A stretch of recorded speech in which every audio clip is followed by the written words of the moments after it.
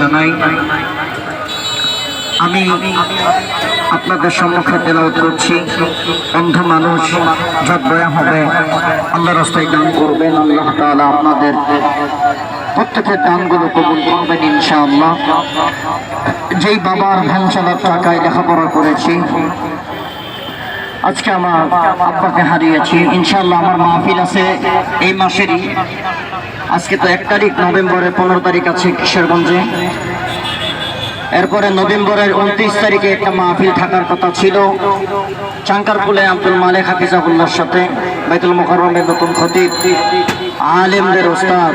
আমি ওনার ছাত্র হওয়ার যোগ্যতা নাই, ওনার জুতা সেন্ডেল টানার মতো যোগ্যতা আমার নাই। ওনার সাথে একটা মাহফিল হওয়ার কথা ছিল। আমাকে কমিটি বলেছে হুজুর উনি নাকি ডেট চেঞ্জ করছে, পরবর্তী সময় জানানো হবে। আর একটা ময়মনসিংহে একই দিনে 29 তারিখে ময়মনসিংহে ইনশাল্লাহ, এটা আমাকে আজকে জানানোর কথা আছে, রাত্রে জানাবে।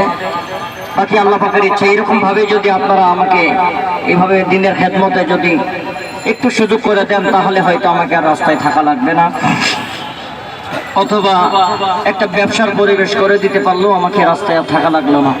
আলহামদুলিল্লাহ, অন্ধ মানুষ, এতিম সন্তান আপনাদের সহযোগিতায় আল্লাহ তাআলা আমাকে চালাই যার দয়া হবে আল্লাহ রাস্তায় দান করবেন। ফোন নম্বর 01310355439, 01310355439। বিসমিল্লাহ।